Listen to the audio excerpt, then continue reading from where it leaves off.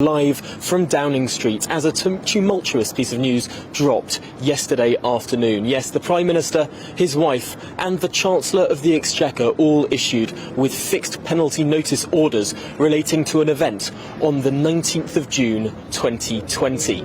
Yes, the Prime Minister has been fined. He has faced that troublesome situation that some did not expect he may be facing. What did he have to say about all of this? Well, this is what he said from Chequers last night.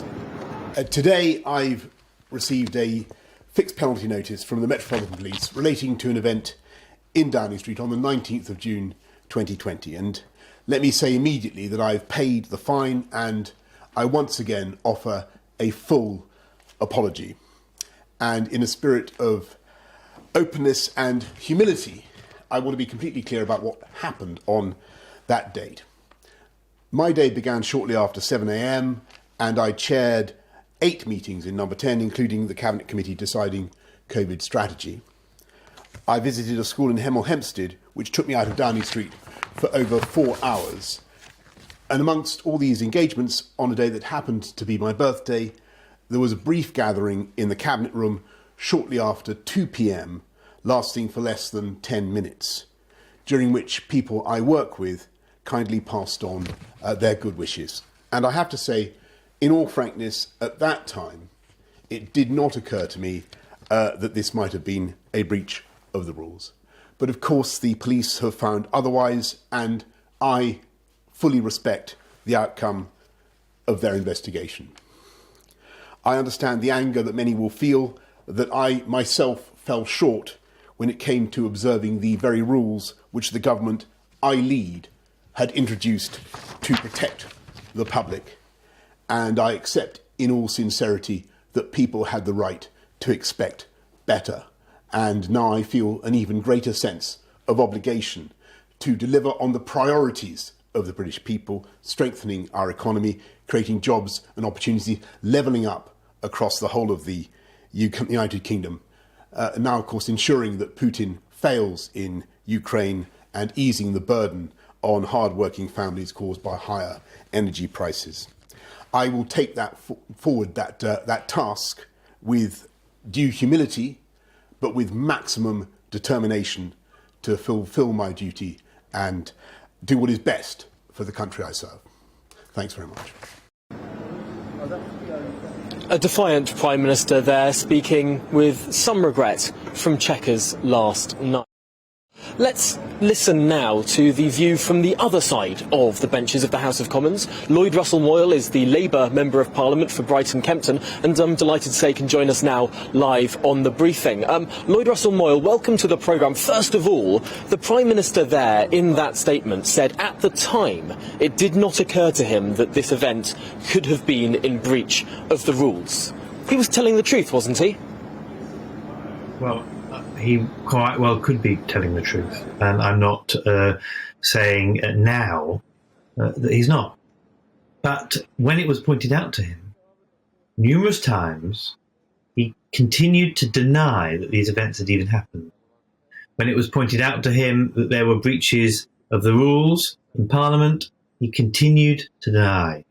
His staff knew that the rules were being breached, because, of course, they were joking about it in press conferences. This isn't just one event. There were other events in Downing Street where the rules had been breached as well. And he continued to deny it. He continued to try and cover it up. Now, I think we can all sometimes get things wrong. But what we mustn't do is then lie about it and cover up. And the Prime Minister may have got something wrong, may have urged on the wrong side of what the rules and regulations were. And for that, he should receive a fixed penalty notice. But for lying to Parliament, for lying to the public, for continuing to deny the serious nature of what he did, he really needs to consider his position. And more importantly, Conservative members of Parliament need to consider whether they continue to support him. Conservative members of Parliament in the Gulf War changed Prime Minister.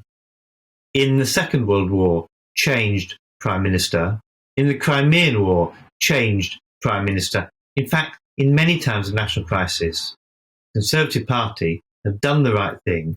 I'm not saying replace him with a Labour Prime Minister, of course not, but they've changed to replace them with another Conservative Prime Minister who is of the order of the day and who's not a liar. And that's what I think now needs to happen. Not because he broke the rules per se, but because he continued to deny and cover up the breaking of those rules going forward.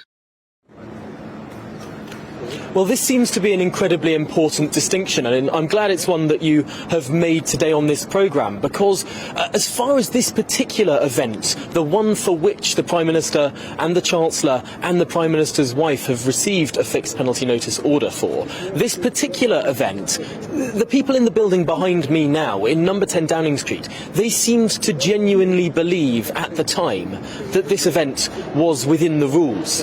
I want to draw everyone's attention to a article that appeared in the Times newspaper on the 20th of June 2020. This article appearing the day after the event, the birthday party that happened in the Cabinet room. It spoke about how the Chancellor and the Prime Minister had some brief respite from their hard work on a day of busy meetings and decision-making situations.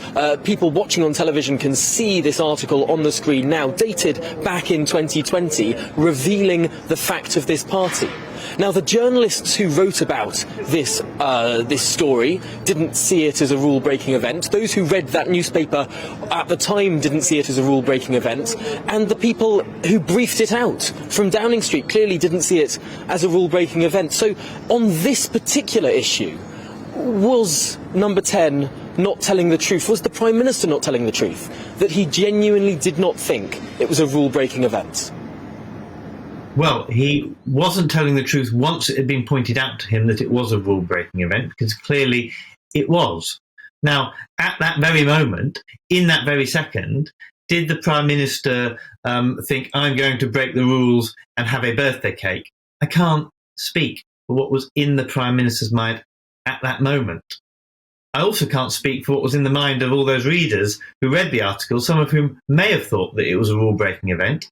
But the police have investigated, the police have decided that that was a rule-breaking event and needs a fixed penalty notice. Now, there might be other sanctions that follow from this, because, of course, if you make minor breaches whilst in public office, it can lead to a more serious breach. Now, the police and the prosecution services and Sue Gray's report will have to come to light to further those areas. But what we do know is once it was pointed out to the Prime Minister that parties were taking place, that he had taken part in parties, he continued to flatly deny that he'd even been there. So he was trying to cover up to Parliament, mislead Parliament. That is the problem.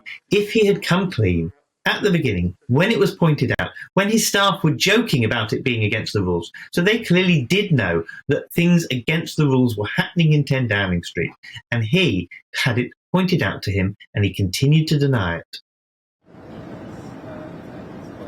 Well, Lloyd Russell Moyle, thank you for talking us through and providing your perspective there on this issue. Surely many people watching will agree with you, some will not. Remember, gbviews@gbnews.uk if you want to get involved in the conversation. For now, Lloyd Russell Moyle, Labour MP, thanks for joining us this morning.